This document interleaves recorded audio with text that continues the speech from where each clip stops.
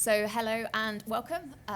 My name's Jessica. I'm Deputy Policy Director at the Centre for Social Justice, which is a think tank founded to put social justice at the heart of British politics. Today we'll be talking about tackling hardship in later life, because the kind of popular caricature of the very comfortable pensioner, large mortgage-free property, gold-plated pension, using their winter fuel allowance as pocket money, couldn't be further from reality for a huge number of older people on low incomes. So what should government do about it? We've got an excellent panel of speakers with us today to help answer that question. Sir Ian Duncan-Smith, a former party leader, former work and pension secretary, and founder and chairman of the Centre for Social Justice. Alex Burghardt, a minister in the Cabinet Office, former education minister, and it would be remiss of me not to mention the fact that he is also a former director of policy at the CSJ. So we've got a very strong CSJ contingent with us today. We've got Catherine Foote, who is the director of Phoenix Insights, a think tank looking at longevity. And we've got David Goodhart, a journalist, commentator, author. That'll do. Is that enough? Yeah. And I should also just flag that David very generously is with us despite having commitments with Policy Exchange at about 11:45, I think. So he will need to make a break for it at some point. Don't be alarmed. We've also got Joanna Elsom, who is Chief Executive of Independent Age, who are very generously sponsoring this event. And they work really hard to support older people on low incomes, because we know that more than 2 million older people live below the poverty line, and a great many more hover precariously just above it. Being single, renting, being a woman are all factors that increase your likelihood of experiencing hardship in later life. Without further ado, I think we'll turn to our panel to get a sense of what they think government should be doing more of. If I could turn to Sir Ian first. Thank you very much indeed. First of all, I just want to recap on some of the things that we did do, because it's quite important, the base on which we now settle this issue. First is that when we came into government back in 2010, and I was at DWP, the first thing we did was to get rid of the statutory retirement age. Now, people won't remember this, but you were meant to retire for men at 65, and lots of firms stuck on that and pushed their people out.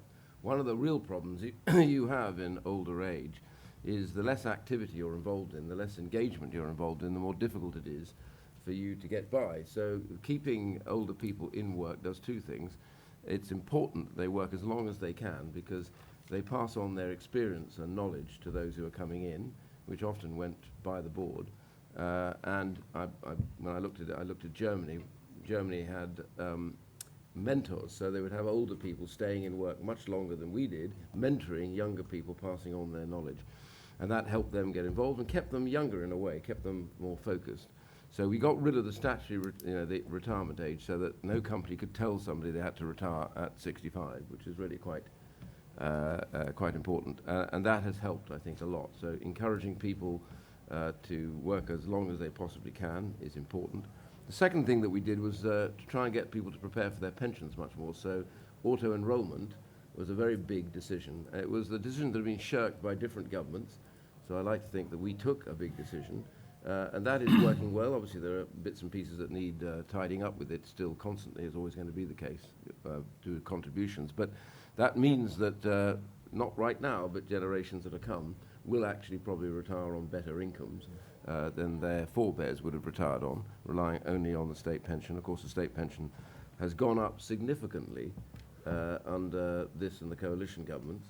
Now, we're having a debate at the moment about the triple lock, but the fact is that has taken a lot of pensioners out of poverty in a way that no previous government had succeeded in doing. So I just want to be clear that there's a lot to do, but there have been a lot of things that have changed that have been much better improvements for older people, but obviously a huge amount more. The area I wanted to focus on myself is, funnily enough, the subject of another meeting here, or maybe it's one that's just gone, but it is actually a critical bit, which is digital exclusion for older people. Now, one of the things that doesn't help them is a lot of older people, we were bumped into each other earlier on, it's true, first of all, a lot of them aren't comfortable with all of the online work that takes place. We assume now everybody is happy with it, and that's not the case. So older people struggle with that. They also struggle, as we were talking about earlier on, with having physical ailments that mean they can't look at screens. They may have very poor eyesight. They're finding it very difficult. The keyboard is difficult to operate. All these automatic systems that ask you to speak your numbers in and names and type stuff in become very difficult. And we assume automatically, by way of cutting down staff, that this can be done. And for older people, it can be really difficult, particularly if they've had perennial illness or problems.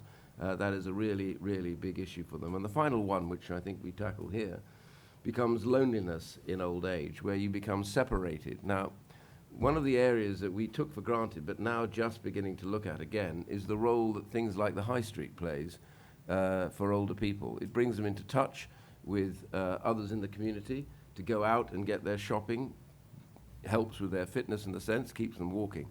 These days, as more and more high street shops close and high streets become something that is unknown to many of the new generation, the people that suffer most from that are those who find it difficult to go online and would love to go out and speak to somebody during the course of their day, even if it's only because they're buying something from a shop, and somebody sees them and knows that they're there. And if they're used to them being there, and then one day they don't turn up, or they don't turn up for a few days, they might well call the alarm out and say something's gone wrong, something's happened to them. So that loneliness is debilitating for them, and it also lessens us as a society. And the final bit of this, which I keep banging on about at most of these meetings, is the scale and state of family breakdown and dysfunction at the moment. Now, we talk a lot about how that affects children. The truth is, it has a dramatic effect on older people, because families that are, particularly in the low-income areas, but difficult where they've broken, they're dysfunctional, means that those older relatives are less likely to have anybody care for them, look after them in later life. That means they're more likely to end up in care homes, puts an extra cost on the government, but at the same time, it's not the same. It's not as good as having a family member look after you as it is to have a family member look after your child. It's the same bit, but at either end of the spectrum. So finding ways of dealing with that very big problem for the UK, which is dysfunctional and broken family life. We, I think, are ahead of most of the rest of Europe in this. I say ahead, it's not something to celebrate. We have some of the worst record on this, and so this affects everything we do. So those are the key issues, I think, that we need to look at very much so, but yeah. Thank you very much. I will now turn to Catherine. Thank you. Hello, everybody.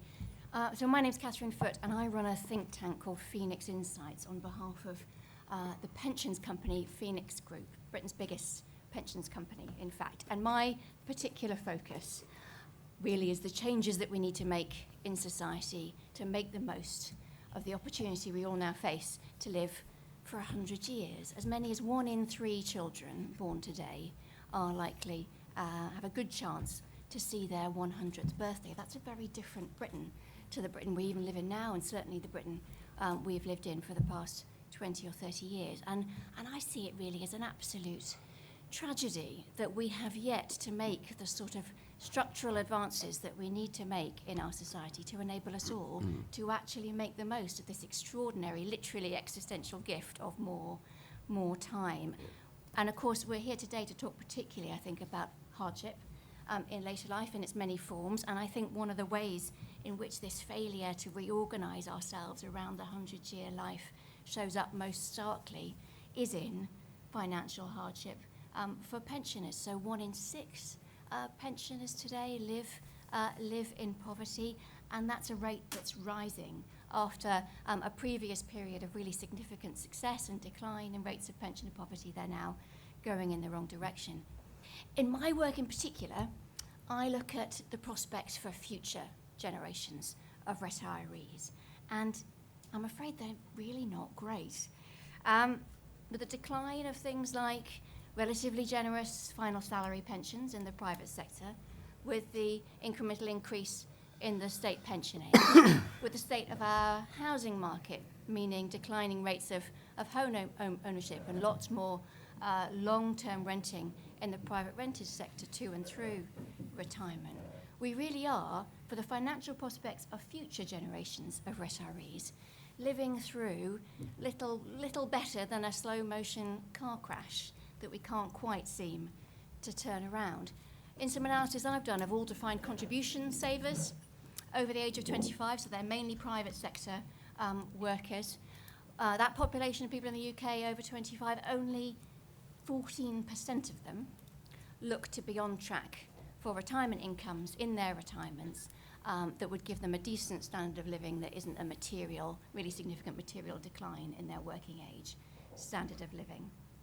And really this problem is already beginning to come home to roost. So if you look at poverty rates amongst the just immediately pre-retirement group, so people 60 plus, they are a group in our society at the moment that's seen some of the starkest and fastest rises in poverty in the last couple of decades. That group, 60 plus, of real concern. Particularly stark poverty rates among that pre-retirement group for people there who aren't working. So if you're not working and you're in your early 60s, you've got a 38% chance of living a life in relative poverty at the moment. That's up from only 20% in around 2010. And the figures, if you're working, are much better. So only a 13% chance of living in poverty in your early 60s if you're still working, compared to only 10% back in 2010. And we know that health and disability and the experience of ill health is a huge driver of this, of incapacity and inability to work. I'm sure many of you have read or experienced in the years since the pandemic about this phenomenon, the great retirement, the great resignation, the great labour market exit of people, particularly in their 60s and to a lesser extent in their late 50s and even early 50s post-COVID. And we now have 2.5 million people not working in this country because they're too sick.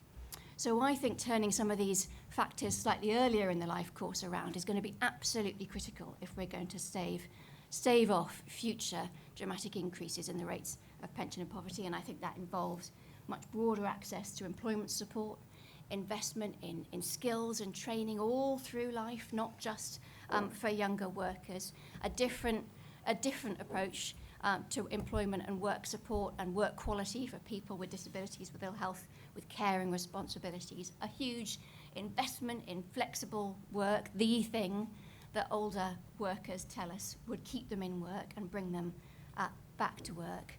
And I think really for me, as I say, preventing poverty in later life really critically means thinking about these sorts of interventions across the life course, not just at the end if we're going to make the most of these 100-year lives. There's a playwriting analogy, if you'll indulge me, that I rather like. Imagine you've written for a moment a 75-minute play. The analogy there being a minute of that play you've written is equivalent to a year of your life. You've written your 75-minute play, and along has come the producer in the 21st century and says, do you know what, you can have 15 more minutes. Please go away and rewrite your play. You've got 15 more minutes. What would you do with those 15 more minutes? Would you just stick them at the end and let your existing plot kind of spin out? Because that's fundamentally what we're doing at the moment with this gift of longer lives. We're not really changing when we work, when we learn, when we save, in the right ways that would enable us to rethink our whole plot, our whole stories over the course of these longer lives to make sure that we can enjoy and afford them in future. And time is running out to rewrite those plays for people in their 50s and 60s. Let me just finish by reflecting on why I think taking action in this area is sometimes so difficult. I think one of the reasons is that these are long-term trends. As I say, it is a slow motion car crash that we can live through without perhaps really feeling the immediate brunt of until perhaps it's too late, and taking decisions for the long term can of course be politically difficult, but we've made that progress. Just as Surian said, we have made steps in the right direction. That ban on the default retirement age, really critical. Auto-enrolment brought millions of people into pension saving that were excluded from it previously. So big decisions that are the right decisions for the long term have been and can be taken. But I think also at the heart of our failure to respond adequately to preventing future generations of poor pensioners comes down to our current debate about intergenerational fairness. I spend some time with younger political activists who, are rightly incensed at what they see as the generational unfairness, the relative wealth of older generations on average compared to younger generations. But I find myself, just as I'm sure you do, Joanna, at Independent Age, needing to say to them, well, not everybody that's old is rich, but also take away those protections for pensioners against the extremes of poverty at your peril, folks, because you're going to need them even more than the current generation of pensioners do. Thanks very much. Thank you, and you've left us with a very striking image of that slow-motion car crash. If I could hand over now to Minister Burkhardt. Thanks very much, Jess. It's very special for me to be here talking at a CSJ event. As Jess said, for 4 years I was the Director of Policy at the Centre for Social Justice, and I've been absolutely horrified to see how well it's done without me. It's sort of gone from strength to strength, which is a great tribute to Andy and his team. And it's very, very important that there is a think tank in Westminster that is standing up for these essential truths that need to be present in public policy. The importance of work, the importance of family, of education, of combating addiction and debt. And this is the organisation that flies the flag for that. And I'm very interested in this subject. I should say at the outset that it's technically not my brief because I'm in the Cabinet Office. But if you're on the Cabinet Office, everything is sort of your brief because your job is to stick your nose into everybody else's business. And perhaps sort of the things I'll say best seen as stuff that the CSJ may want to work on in order to inform my party's policy thinking. I think two of the big facts of modern life are changing demographic, aging population, and the changing technological basis of society. And I just want to think for a few moments about how the interaction between these two things can lead us in positive directions. I was in Oxford on Friday talking to two people who are involved in cutting-edge AI work, which is very rapidly changing the landscape for what it will mean to be old. Firstly, will help people live longer, much easier identification of cancers, but also the possibility to deal with some of the long intractable problems about things like Alzheimer's, and we may, all being well, we may see in quite a short period of time not just an increase in life expectancy, but an increase in healthy life expectancy. And obviously this brings with it new challenges and new possibilities. But the opportunity for people to be able to have those 15 minutes of action in their drama where they can do things, where they can, as Ian said, work and earn money and participate in society. Is very, very exciting. But there's also in the shorter term, I think, more that this technology can do to help people whose pace of life is changing understand what potential, what opportunities are still out there. And I think a general challenge for the welfare system is to become better at profiling people's capabilities, the things that they are good at, the things that they can do, and match them with jobs that exist in their area. That sort of typography of skills. That means that people will be connected with jobs they didn't know that they could do, that employers will be connected with types of people they didn't know would be able to do their jobs well. And AI can make that process of analysis infinitely faster than it was previously. I think there's also, in a completely different way, a possibility that AI will change the job market in a way that might help people who are perhaps in their final stage of life.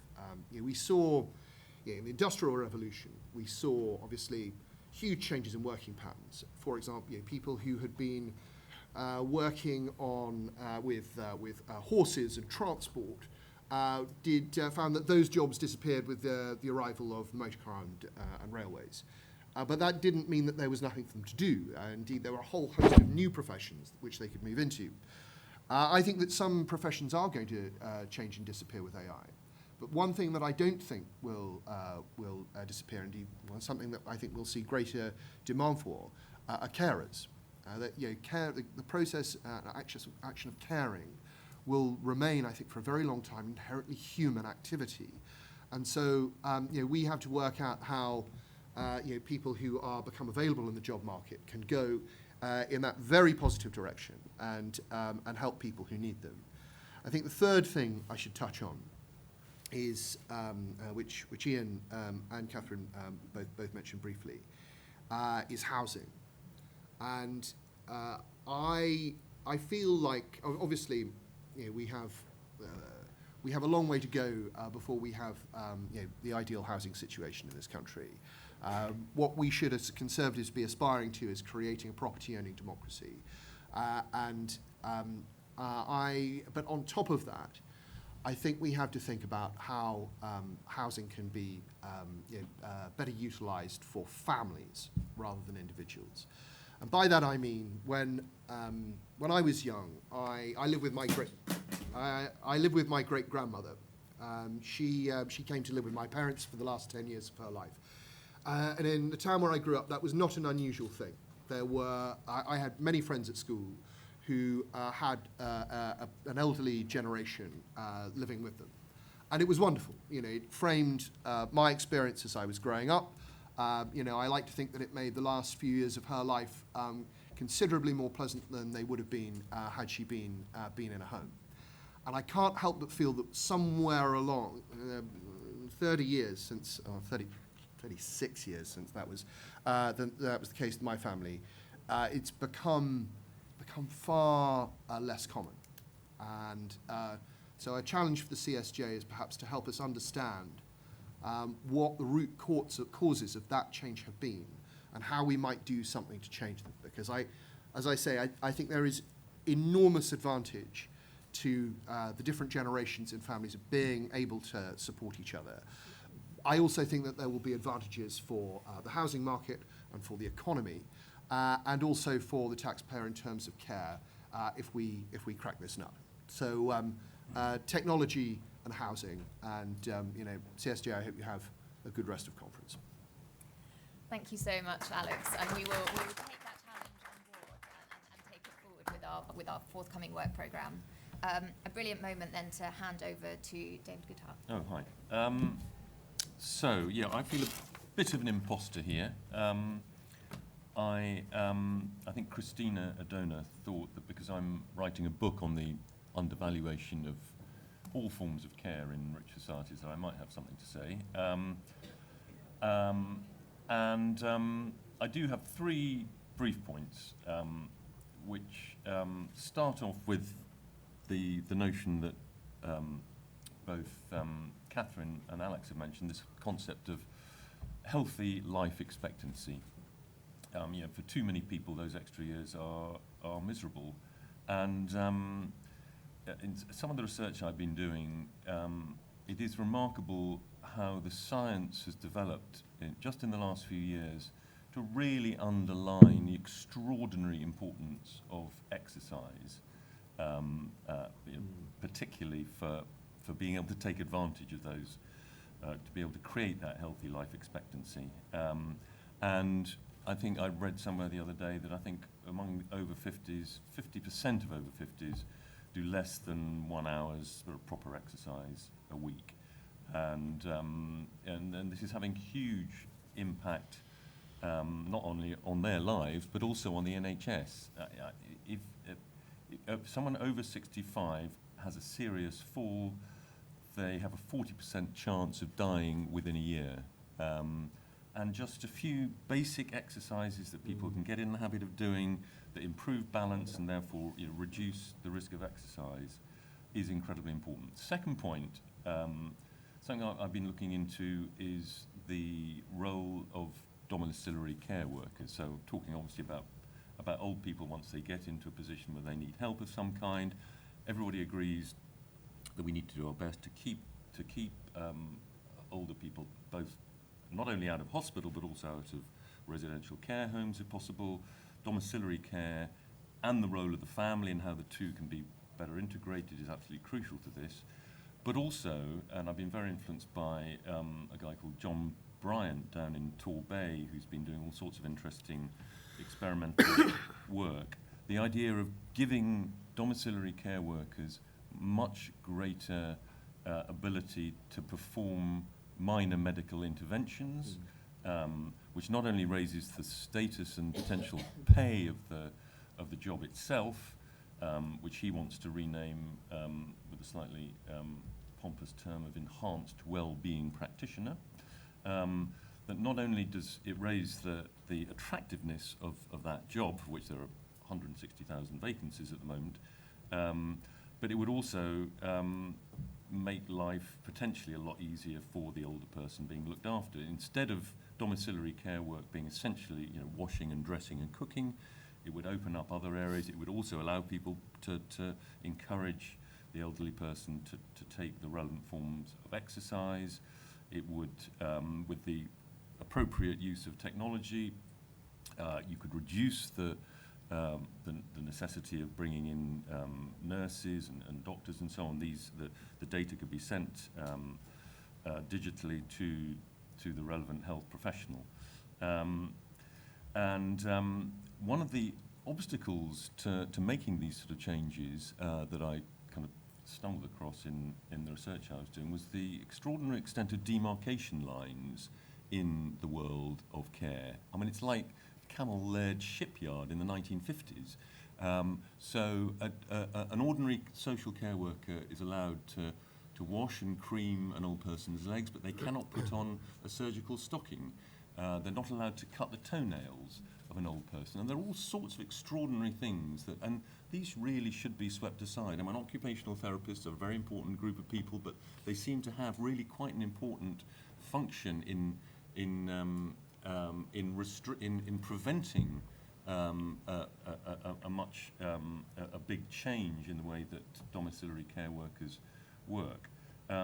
Final quick point is who is going to care for all these old people in the future? Many more old people are themselves childless, or their families are dispersed and not living nearby. I don't know if any of you saw the World Values Survey recently. There was a very depressing statistic in that one of the questions asked is, should children be responsible for looking after their elderly parents? And we came absolutely right, not quite right at the bottom. Japan, 26% agreed. Sweden, 30% agreed. We were only 31%. America was about 40%, France was 70%, China was 98%.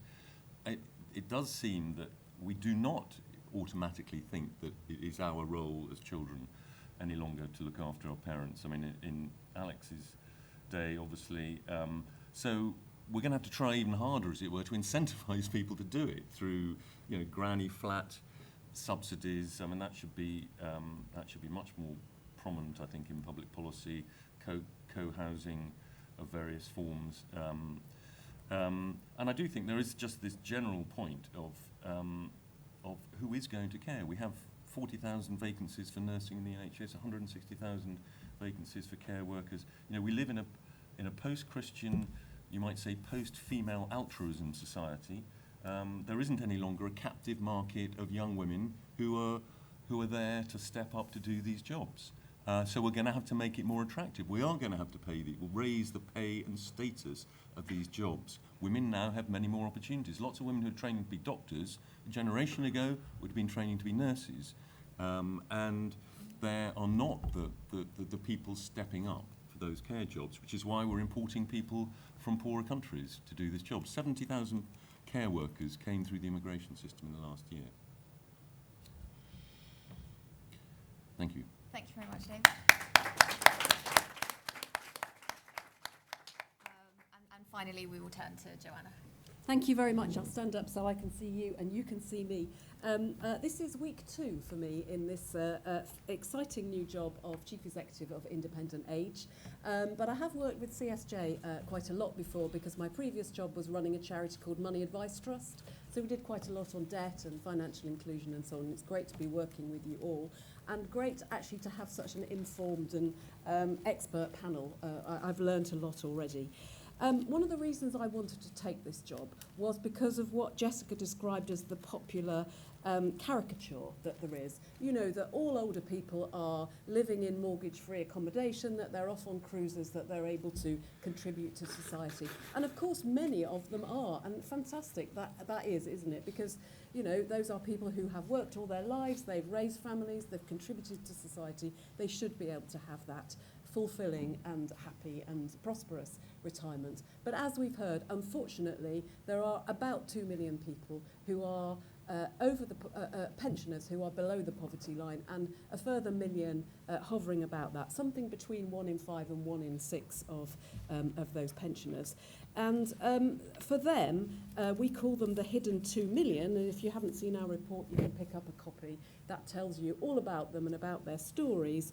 For those, life is a struggle. And if I just quote from one, Anne told us, "I can manage my bills in the summer when I don't need to pay for heating, but I dread the winter, and I spend long evenings in bed to keep warm."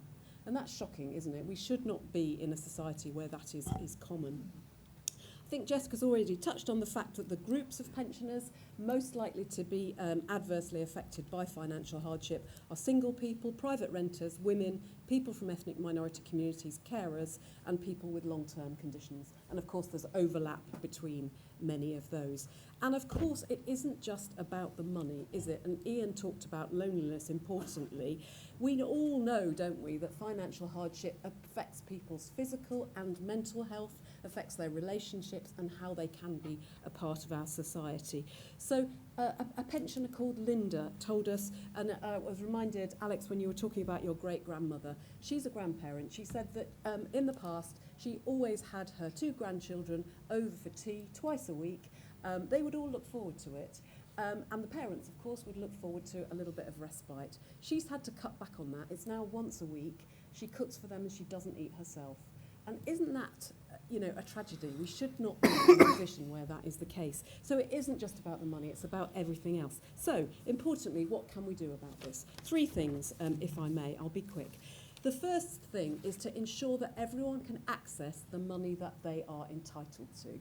So you'll know that pension credit is a really important benefit for people who've paid in all their lives, and yet 1 in 3 people who are eligible for it don't claim it. That's a massive 850,000 people, and they are the people that we collectively need to reach to make sure they are getting those. And if they don't, it's not only about the tragedies we've heard about, but it actually costs the government something like £4 billion through NHS and social care costs. And when I say the government, I mean all of us, of course.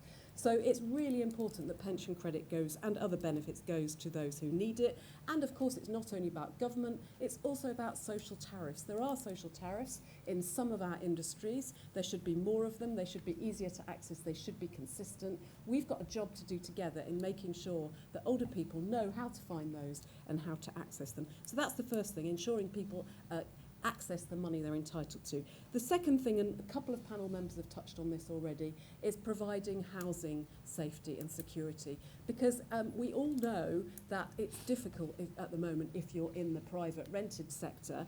Imagine if you're on a fixed income, a pensioner on a fixed income in the private rented sector. What happens when the rent goes up? It is really tricky. 4 in 10 of older renters in private accommodation are in financial hardship. I was going to read you some stories, but I won't. I'll let you read them yourselves, because I think actually the debate is going to be more fruitful. But we hear horror stories of people in the private rented sector, people who just worry about what's going to happen when the rent goes up, who can't get maintenance and improvements made when they need to, and we need to do something about that. And then the third and final thing is about giving older people a voice, because we today have heard about these stories, but as we know, this is kind of a hidden issue. So we're calling for, along with about 80 other charities, there to be a commissioner for older people. There is one in Wales. They have a convening power. It doesn't cost a lot of money. It's not a big bureaucracy. It's really about hearing people's stories and amplifying them. So in Wales, for instance, that person has worked with all the relevant groups to ensure that the take-up of pension credit has gone up by 1/4. That's really impressive, and we could be doing that. It's been estimated it would cost us something like 7p each a year. I think that is a price worth paying for ensuring that our older people are listened to. And I'll just end with one quote on that point, if I might, because we talked at Independent Age to a woman called Michaela. And she said this to us: I think it's absolutely crucial that people's voices are heard, particularly the older generation, as we've been brought up not to make a fuss. Actually, we've got to. Thank you.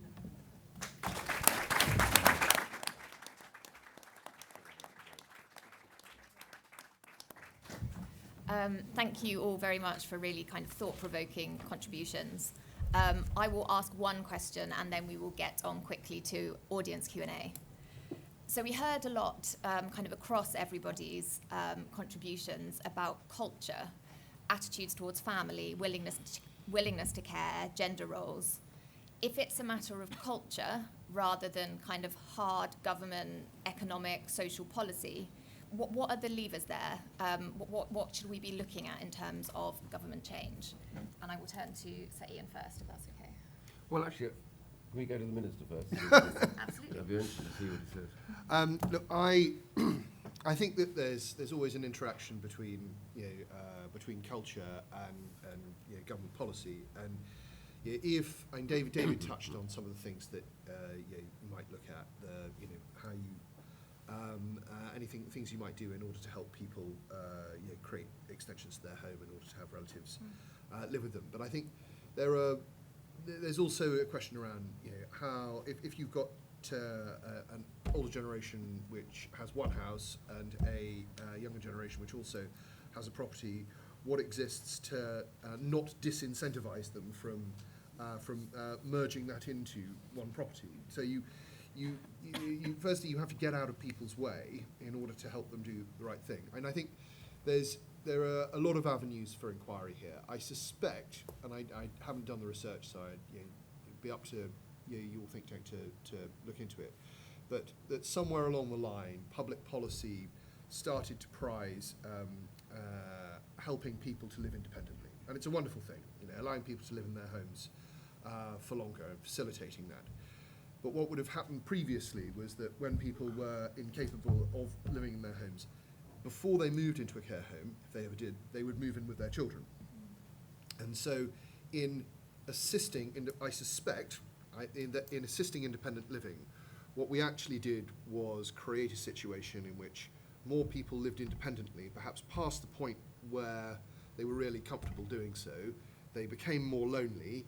They occupied a house that was had become too large for them, and that there was a better way. Now, what we would have to do is find policies that could shift back.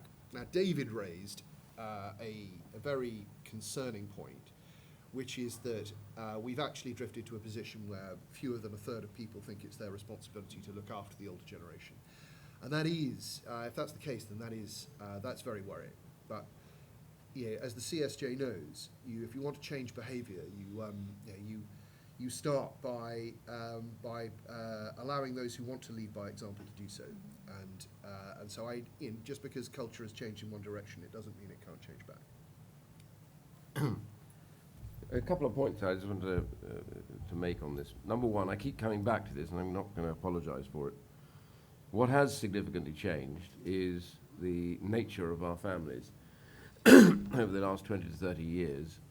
That's why fewer people are being looked after by their families longer than they would have done, because those individuals, those families, are often the families that might have looked after them, say, 20 or 30 years ago, are not doing it. And secondly, there's an attitude that goes, when somebody gets to a certain age, get them into a care home.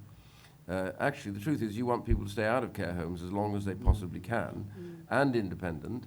And we have the worst social care system I think, in the developed world, because what we don't seem to have done is recognize this is where technology could massively improve our social care system. Other countries have done it much better than us. I visited the Barcelona system over there, and Canada's got a better system. What they do is that they monitor people in their homes. So that if somebody is living independently, the care system is set so that they monitor them and they intervene when an intervention is necessary, and then what you end up with is a higher qualified individual to intervene with somebody who's got problems, rather than a harassed individual trying to get 15 minutes of time with somebody and speeding along the road and trying to find a parking space to get to see them again when they're not necessarily needed to see them. What you want there is for what I call the neighborliness stuff to kick in, which is people seeing each other, having places to go to involve themselves with people, to get rid of that loneliness point. But the interventions in social care should be much better targeted. So when people are discharged from hospital, they can still continue to live independently, but are properly monitored with proper health interventions where that's necessary, so that lessens the amount of time they're ever going to spend in care homes, which are themselves quite fast-tracked towards the end of life, really, at the end of it, because so much then becomes just a loss of their own independence. So I think social care reform is critical if we're going to end up with a better quality of life for older people, particularly as their need for medical health becomes greater, but therefore it can be targeted much more. And the other point I come back to about sorting this, I think the government needs to look at very seriously giving incentives to people who look after their families in later life. We're very focused on children at the moment, rightly to a degree, but we are less focused on what happens in older care. And the breakdown of the family structure and some of the dysfunctional nature of that has dramatically affected older people.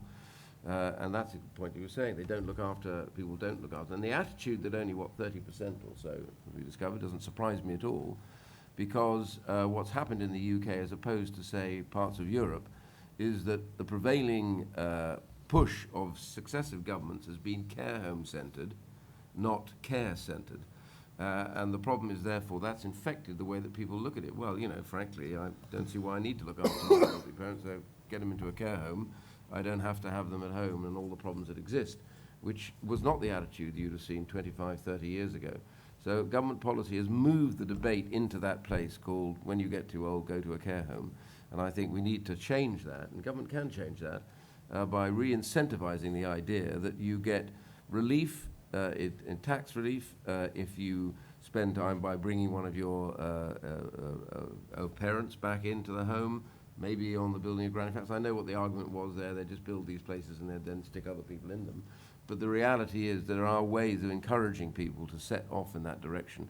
And you would see a higher level of people understanding they have an obligation, and to break down this idea of younger people now feeling that somehow all the older people are getting it good and they're not is important debate as well, because we talk about cutting pensions or keeping sustained at that level. We never actually talk about the amount that's been put in already by those who pension. One reform we did make, by the way, which I am enormously proud of, was that we allowed, under the pension system, the state pension, for particularly affected women who had caring responsibilities, didn't have a national insurance record over quite significant periods of time, to actually be eligible for pension, because those would go towards their national insurance allocation for the first time, recognizing the work they'd done in their earlier caring.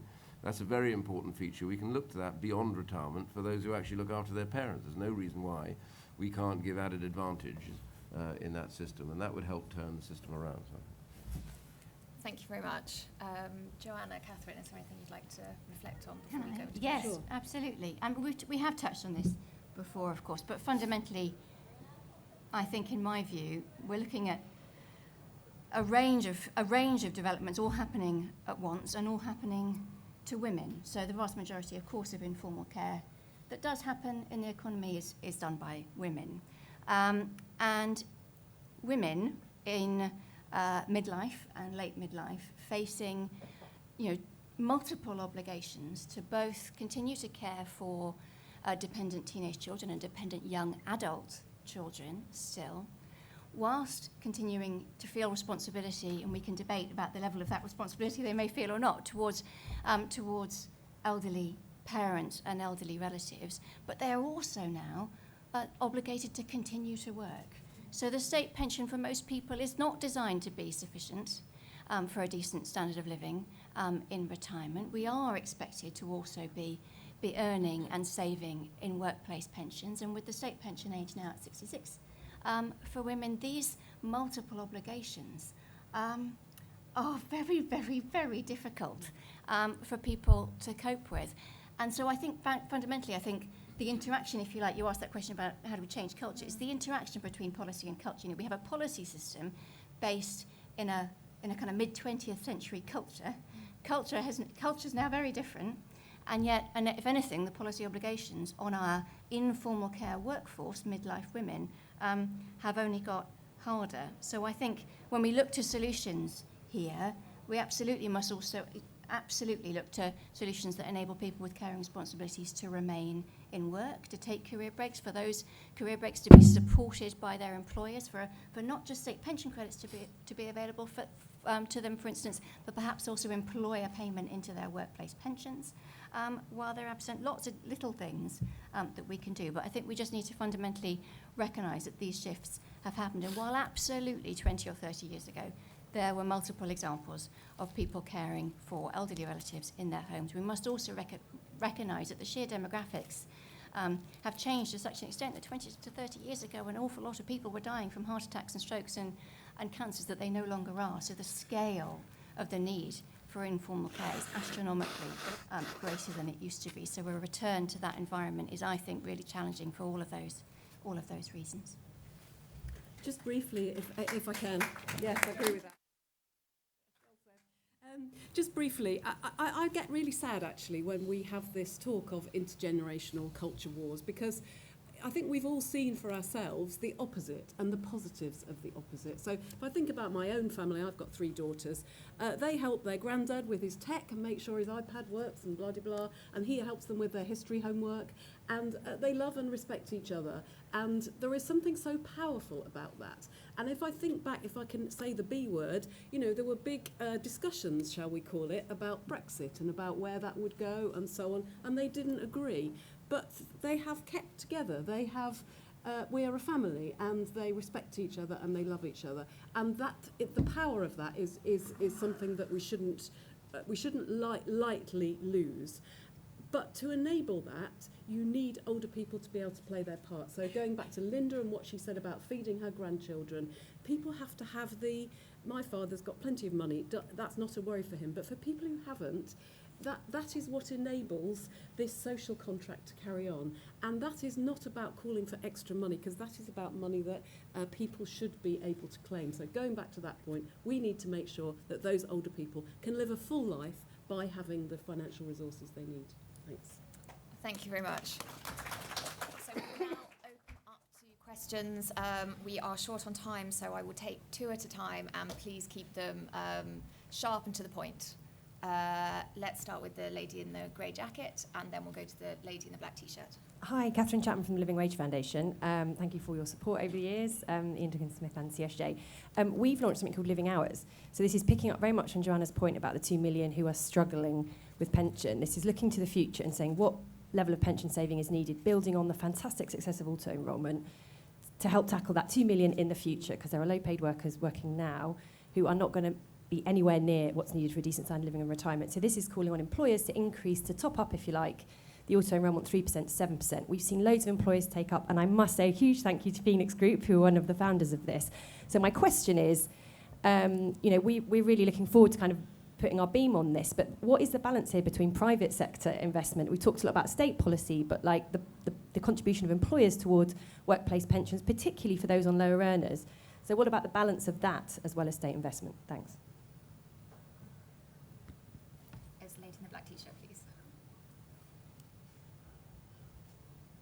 Thank you. I just have to say I very much agree with what Catherine's saying. As a lady who looks after children and parents and works full time and is a counsellor. It's a very hard and difficult balance. So my question is, it was mentioned that obviously a lot of the caring comes down to women, and even the jobs come down to women. What can the government do to encourage more young men to become carers and to be involved in the support around what is needed for the older generation? You know, they could take a turn. Let's remove the kind of stereotype that it has to be women. It doesn't. It can be young men. Thank you. Thank you. So on the role of employers, perhaps, Catherine, you're best placed to take a first stab at this one. Well, I'll briefly reflect that. Personally, my view would be that the pendulum has slightly swung too far towards the responsibility of the individual to top up their state pension, I would say. So I think typically defined contribution pensions as they're currently set, particularly when they're currently set at minimum auto-enrolment contributions, we know the data tells us it's not going to be enough for anything other than the very poorest, perhaps of young millennials who've been in auto-enrolment all the way through from the age of 22. So I think we need to both raise the level of it and look indeed to employers perhaps to bear the relative burden for the next increase if we manage to get political consensus that an increase in auto-enrolment is the right next step. Yeah, I'd put that burden, in my view, slightly more on the employers than I would on the employees. And should we be doing more to encourage men into caring roles? Mr. Burkhardt, perhaps. Well, I'm sure we should. And what do you think we should do? But I think you're right. But how would we do that? So we do a lot of work around the NEETs, you know, they're not in Yep. employment, education or training, and there's quite a high percentage of them are males. Yep. But they can tend to get pushed into plumbing courses or brickwork courses or IT or AI, stereotypically. Let's move them into caring.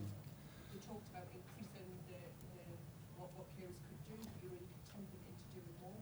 I think that what you've just said, combined with what David said previously about how you might develop the profession of caring, create additional responsibilities, create more of a career path for those people who want to develop their skills in it. I think that's probably the start of that conversation. But no, it's a very interesting idea. Lady in the front.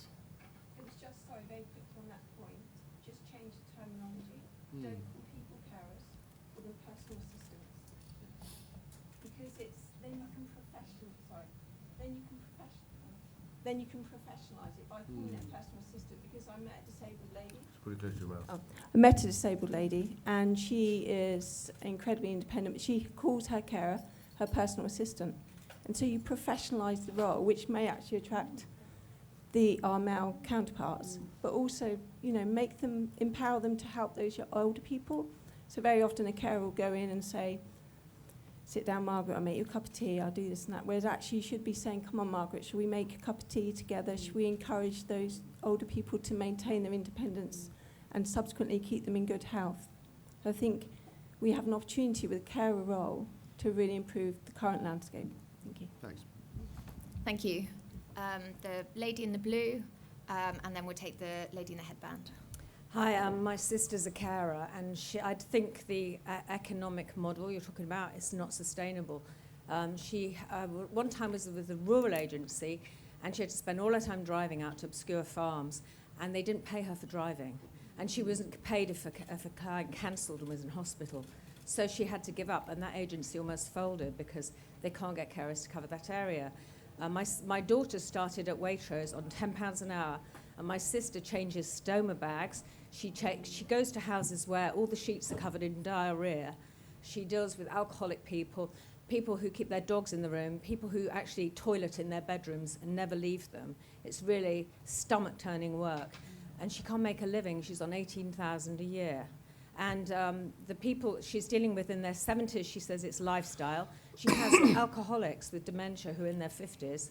She has people morbidly obese who can't get out of bed in their 70s, and then in their 80s you get dementia.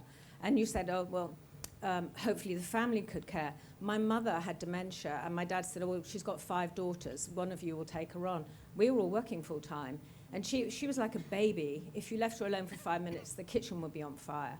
So you have to pay. My sister's got a roommate, a lodger, who's Nigerian, and he is working as a carer. And we're importing, as you said, a labour force from third world countries And this guy has got a master's in maths, but he's not legal to work in the UK apart from caring. So within a couple of years, he'll get status and he'll get a job as an accountant. And you're not going to, you're either going to import 150,000 carers a year from the third world, or you've got to say, bite the bullet and pay these people enough to do this job. She's changing stoma bags. It is medical work. It's like nursing work. Only she's just doing it because she loved my mother and she feels regret. You can't rely on a whole generation of people coming into the profession. And, you know, training boys, you earn far more. You're £100 an hour as a plumber. Why on earth would you go into a house with disgusting sheets and change nappies for £5, £8 an hour?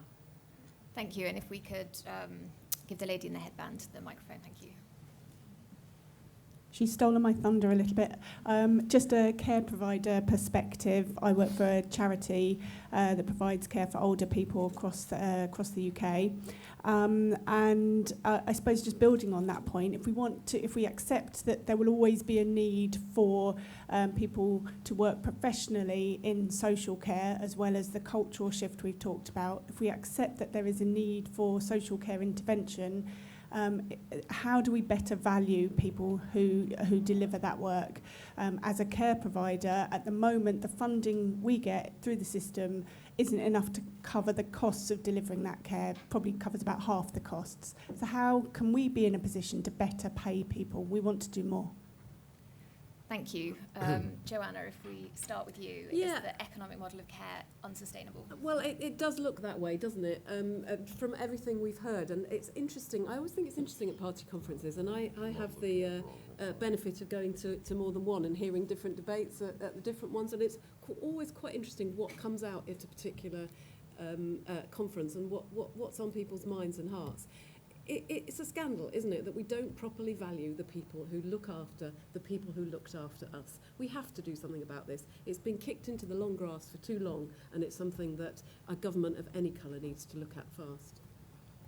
I've actually put proposals forward about this. I think the problem lies in twofold. You can't just suddenly say what we'll do is we'll upgrade everybody to a distinct position, because the system itself that we run here is completely out of date. And doesn't work. And it doesn't work because it's ignored the fact that the way that technology has moved on dramatically now is completely ignored within the system. So, as I say, I went to Barcelona and looked what they do. They pay more to their carers, but their carers are higher trained with professional qualifications and skills. There are fewer of them, but their interventions are targeted interventions where they really can bring serious expertise to bear on individuals. They'll know who are the ones that need much more constant attention, and instead of having people running around just visiting, sometimes not prepared for what they're about to see, it's much more, the knowledge is there straight away. But the fact is, their quality of care is infinitely better than we provide in the UK. They have embraced every form of technology to understand what's going in the homes, even when they're not there, so they can understand better when they really need intervention, even if they're not calling for it.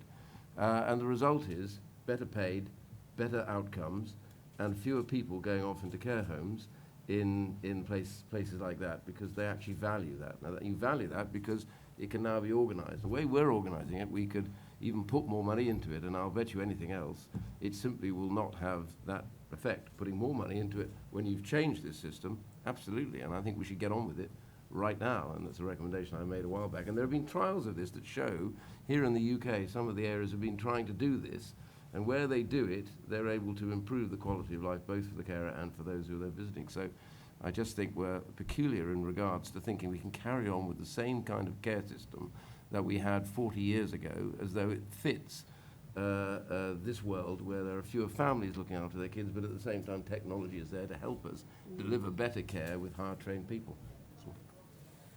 I would love to continue this conversation, but I'm afraid we are now timed out, and I think that is an excellent thought to conclude our conversation today on. So thank you all for joining us. Thank you very much to our panellists, and thank you again to Independent Age for sponsoring a very thought-provoking event.